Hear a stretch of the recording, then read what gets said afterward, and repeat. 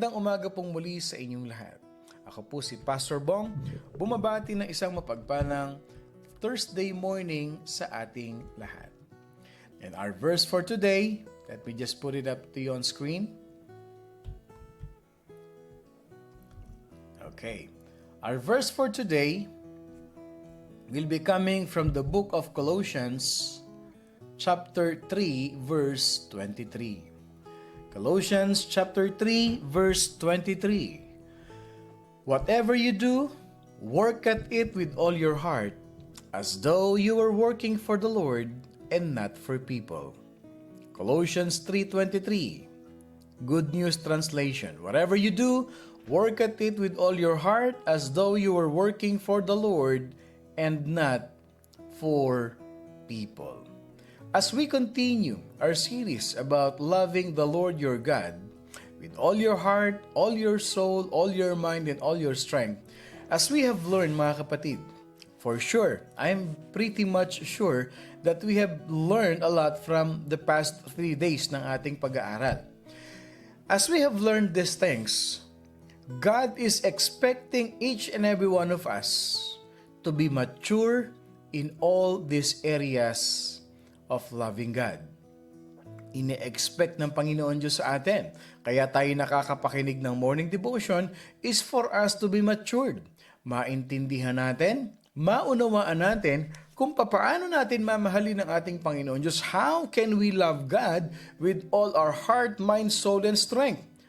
If before we have just been reading this verse and we don't know really how to apply this, my prayer is from the past 3 days, mga kapatid, ay natutunan natin yung powerful revelation ni Lord in all these areas of our life.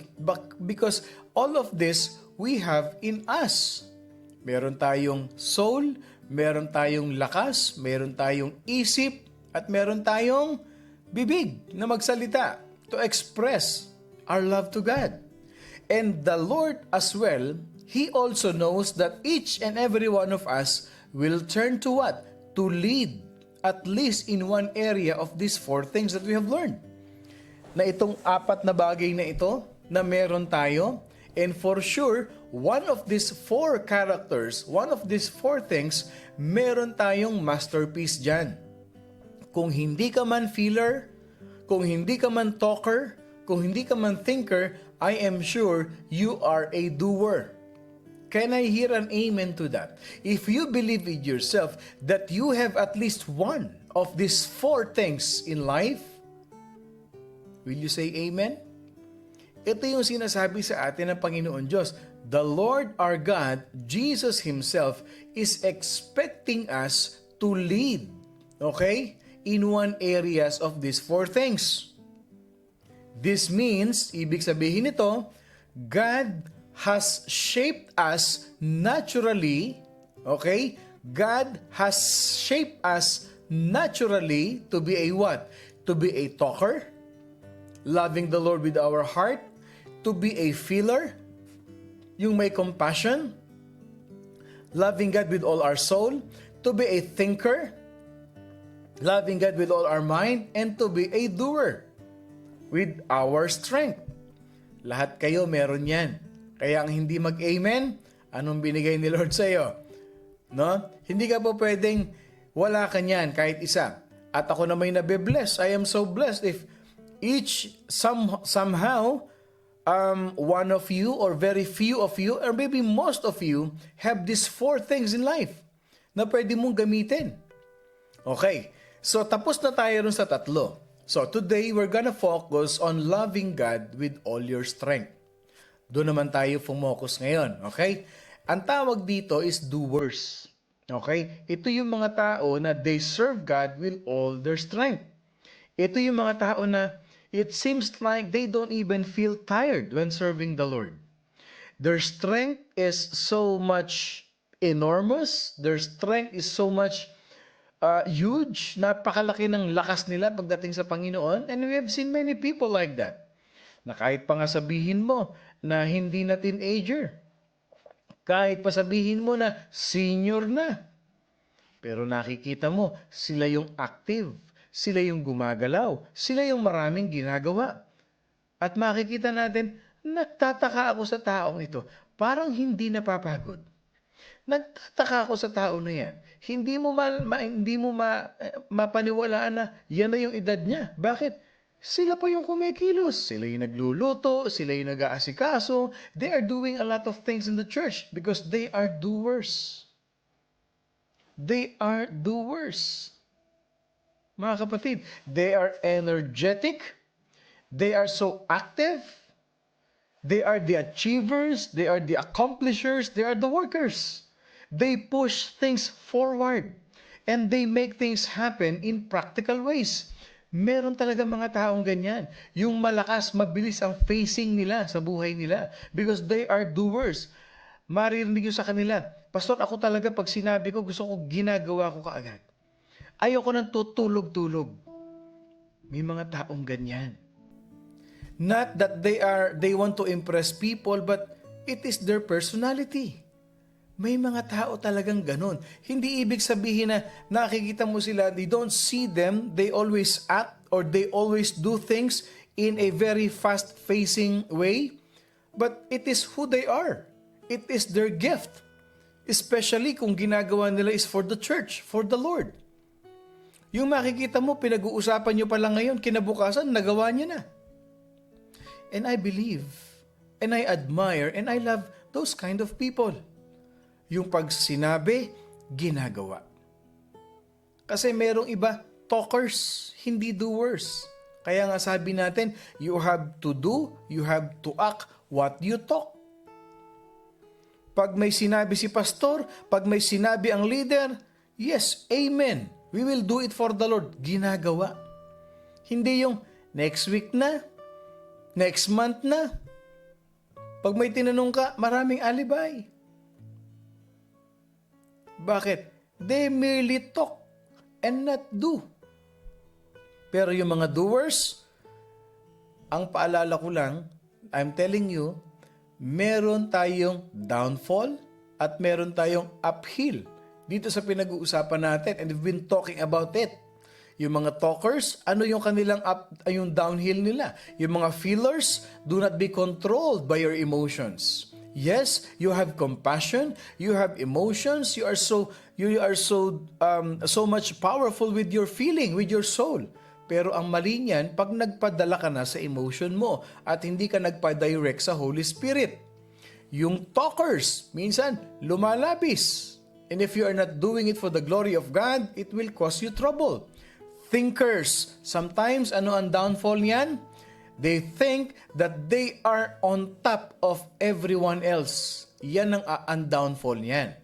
Ang uphill niyan, yes, it's good to give a brilliant ideas, to share your ideas to many people, to the church, to the ministry, but you have to be careful.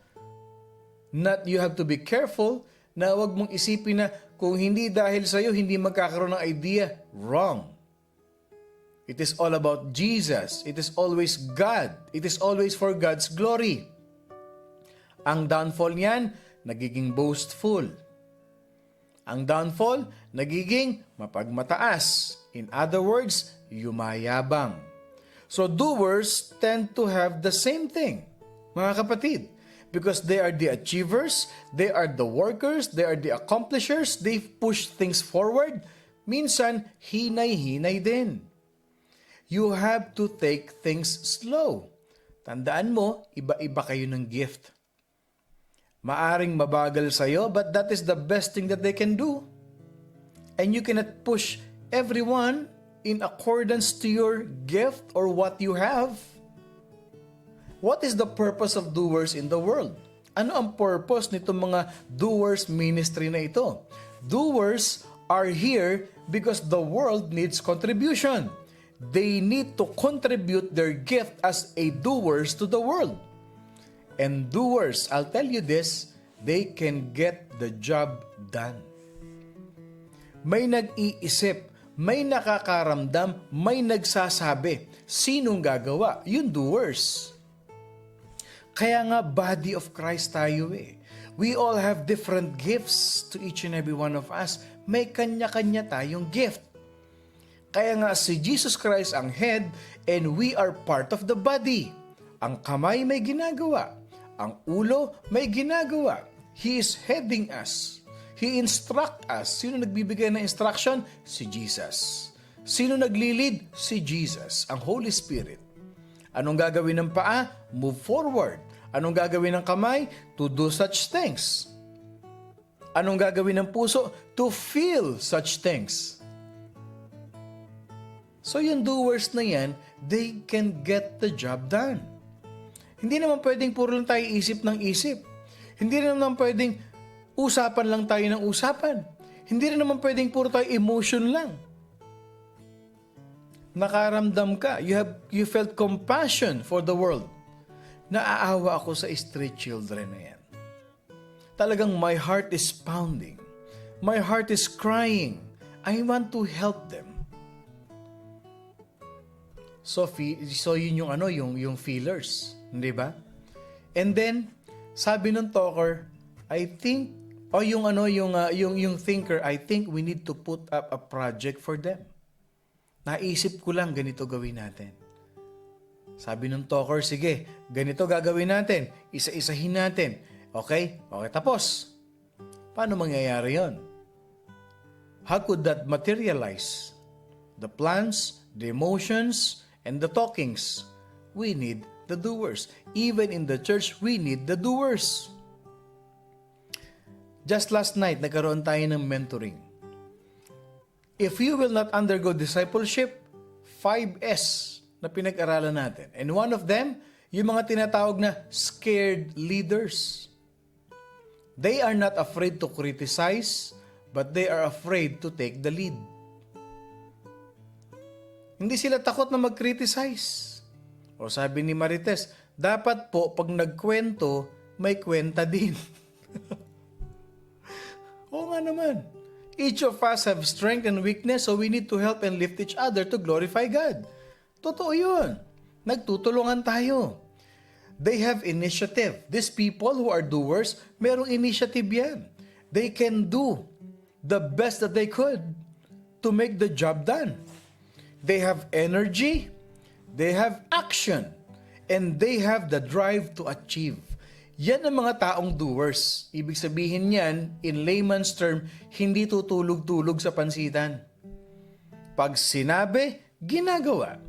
Sa church natin, ano ba ang lagi ko sinasabi? Mga leaders, if you think you have an idea at sinabi mo sa akin, Pastor, sa tingin ko magandang gawin ito. Pastor, sa tingin ko maganda ito. Ilagay ito dito, gawin natin ito. Sige. And if I know, if we pray that it glorifies God, ano sasabihin ko sa kanila? Pangunahan mo. Idea mo, pangunahan mo. O hindi raw namamayabas. Pag may sinuggest ka, make sure you can do it. Hindi puro suggestion. Hindi po pwedeng magsasuggest ka, iba gagawa. No. As a leader, may suggestion ka, gusto mo mangyari, gusto mong matupad, you lead. Gawin mo. Marami kong nakitang leader na ganyan.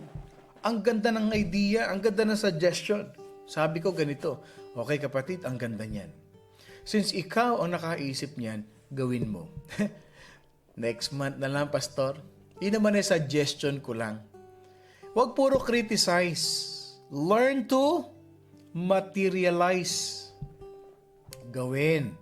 If you are a doer, do it, mga kapatid. Having an initiative. In a practical sense, these doers, they often serve as the hands and the feet of Jesus Christ in this world.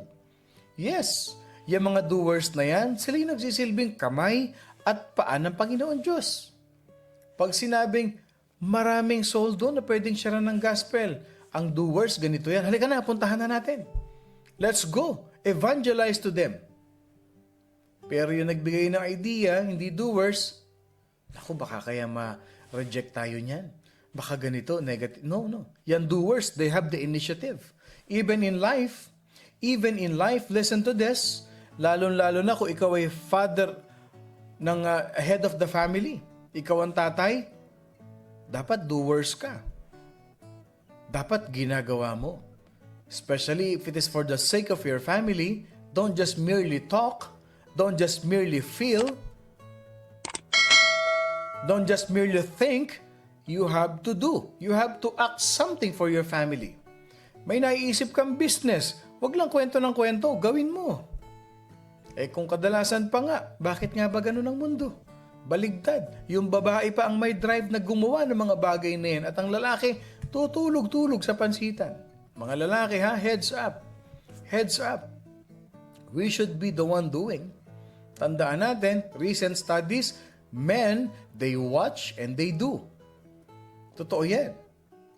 So doers, they often serve Jesus Christ as Jesus' hands and feet.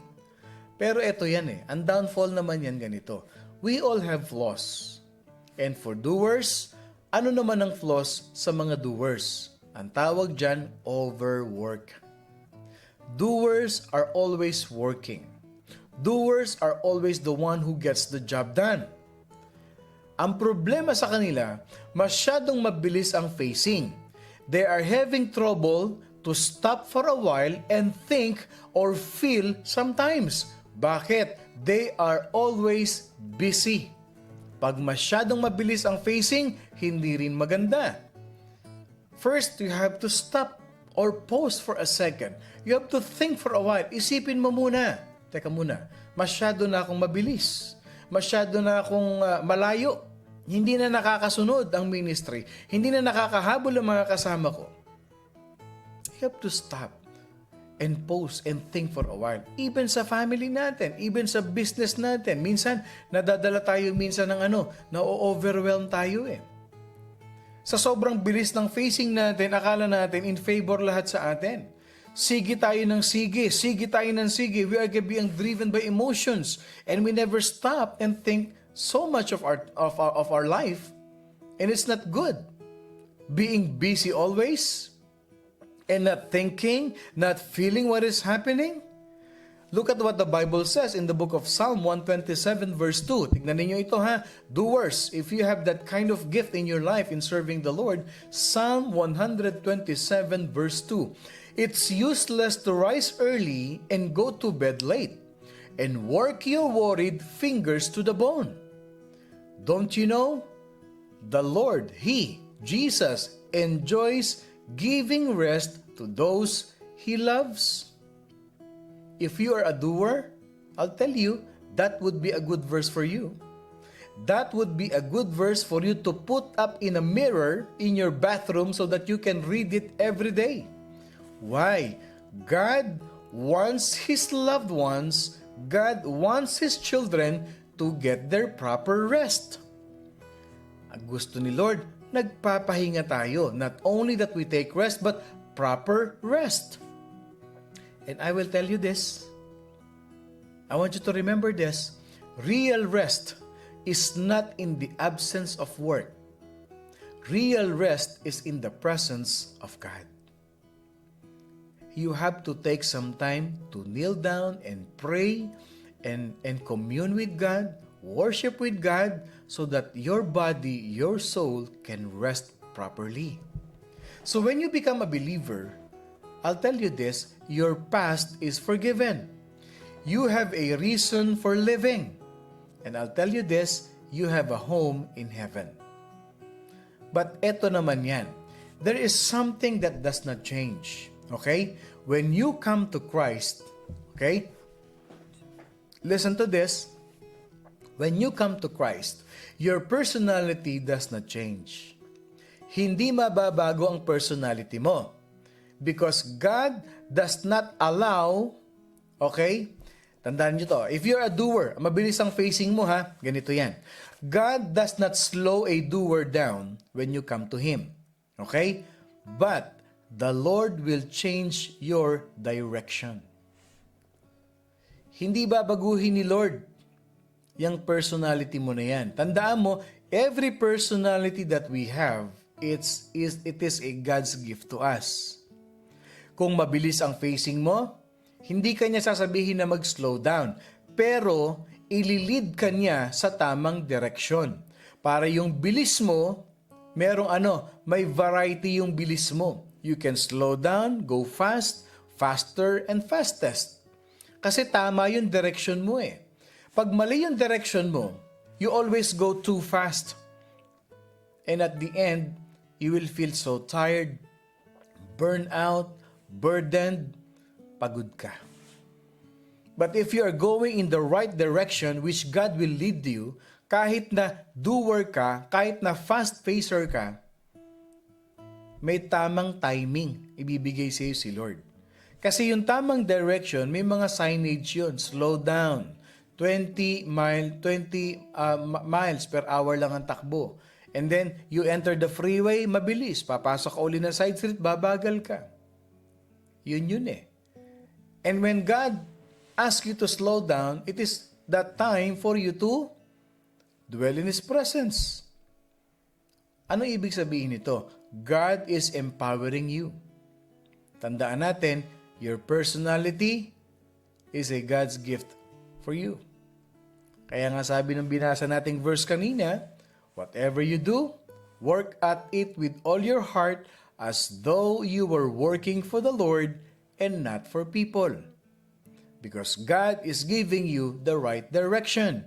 If God made you a doer, then He wants to use you to get things done in this world according to your purpose, according to His will, according to His dream that He has given to you to fulfill your destiny. Kaya kung doer ka, praise God. But you have to remember this, you are not meant to do everything. Hindi naman pwedeng ikaw ang gagawa lahat. And you should never try to do it on your own strength. Believe me, huwag mong gagawin yan in your own strength. But, not by might, not by power, but by the Holy Spirit. It's okay sometimes to do less. Not less for God, okay? But less in other areas, mga kapatid, so you will have more time to do what matters most. Okay lang na magbawas ka ng ginagawa mo, but not with God. Magkaroon ka ng priority. Balansehin mo. Para ano? So that you will have more time to do what matters, what is most important in your life. Yun. Okay? The direction of God na binibigay sa atin, being led by the Holy Spirit, itinutuwid tayo. Dinadala tayo sa tamang direction, yung tamang facing. Okay? Kasi God will always guide us, God will always protect us, and God will always empower us. So 3 questions before we leave, mga kapatid, before we end this morning devotion. And I hope marami tayong na-take away dun sa pinag-usapan natin. Number 1, my question to you is this, or less of us, more for Jesus, sabi ni inaanak. Okay, question number 1, mga kapatid. In what ways have you loved God with your strength? Question number 1. Ikaw lang makakasagot niya na. Only you can answer that to God. In what ways have you loved God with your strength? Tandaan ninyo, every gising is a blessing. God is giving you that strength for you to use it for God's glory. Kaya yung lakas natin, huwag nating inuubos, huwag nating inaaksaya sa mga walang kwentang bagay. Yung lakas na binibigay ni Lord sa atin, ibalik natin sa Kanya. Wholeheartedly, with a joyful heart, and with a grateful heart. Si Lord ang nagbibigay ng lakas sa atin. Si Lord. Si Lord. Si Lord. Kaya ang tanong ko, in what ways have you loved God with all your strength? Question number 2. Yung binasa natin kaninang Psalm 127. Psalm 127 says that God enjoys giving rest to those He loves. Tama, you agree with me? Now, ang tanong ko sa inyo ganito. How have you experienced God's rest? Paano mo na-experience sa buhay mo yung kapahingahan sa presensya ng Panginoon Diyos? Sabi ko kanina, real rest is not in the absence of work, but it is in the presence of God. Ilan sa atin dito ang naka-experience? Okay. Gusto ko makita yung amen nyo ha. How many of us here have experienced when you worship God during your Sabbath day, when you lift up your hands to God, when you cried to God, when you surrender everything to God during worship service, ilan sa atin dito yung feeling natin sobrang recharge tayo after ng worship service? Yung parang lahat ng bigat ng buhay natin na i-release natin kay Lord, nakapagpahinga tayo, nalinis yung isip, yung puso natin. How many of you have experienced that in your life? Can I see an amen? Yung pagpasok mo ng church, parang hindi mo maihakbang yung paa mo. Yung pagpasok mo ng church, yung papunta ka sa church, parang ang bigat-bigat ng ulo mo, ang bigat ng pakiramdam mo, ang sakit ng dibdib mo. But the moment you experience the presence of God in your life, paglabas mo, sabi mo, thank you, Lord. Thank you, Lord. Yung parang pagpasok mo, para kang kilawin na binabad sa suka. Paglabas mo, wow. Yung fresh na fresh yung pakiramdam mo. Yung nakangiti ka. Yung kahit na umiyak ka ng balde-balding luha, pero paglabas mo, thank you, Lord. I am renewed. I am refreshed. And I am recharged. Dami nag-amen, no? Ang totoong kapahingahan natin ay nasa presensya ng Diyos. Hindi porket wala tayong trabaho, hindi porket day off natin, napapahinga tayo. Hindi. Kadalasan pa nga, pag day off, mas maraming trabaho. Maghapon naglilinis sa bahay, marahapon nakukonsumi sa asawa, maghapon nakukonsumi sa kasama sa bahay. Sabi nila, buti pa pumasok na ako sa trabaho, mas marami kong ginagawa sa bahay. Marami dito niyan. Marami sa atin yan. Sabi nila, wala nga akong trabaho, dami ko namang ginawa. Pagod din. Kilawin na binabad sa suka, sabi ni Judes. That's true. The question is, how have you experienced God's rest in your life? I'll tell you, it's powerful. It's powerful. Number 3 question, mga kapatid. If you are meant to be a doer, in what areas do you need to do less so that you have more time for the things that really matters in your life? Kung ikaw yung taong masyadong busy, kung masyadong mabilis ang facing ng buhay mo, ano yung mga area na dapat mong bawasan para makapag-focus ka sa mga importanteng bagay sa buhay mo? Para makafocus ka sa mga importanteng bagay lalo na pagdating sa Panginoon sa buhay mo. Baka masyado ka nang nakakain ng nakokonsume ng trabaho mo. Nakakalimutan mo na si Lord. Tandaan mo, ang unang priority natin, si Lord. Dahil yung mga bagay na yan lahat, si Lord nagbigay niyan. At huwag mong kalimutan yung blessor. Huwag mag-dwell sa blessing, but you dwell on the blessor. Mga kapatid, I hope that we have learned a lot from these learnings that we have today, from the revelation of the Lord na binigay sa atin ngayong umaga na ito. Ang prayer ko, may apply natin to sa buhay natin. Let us apply this in all the areas of our life, especially if we are that person who is a doer for God's glory. God loves doers, but God is telling you, hinay-hinay lang, anak. Take the proper lead.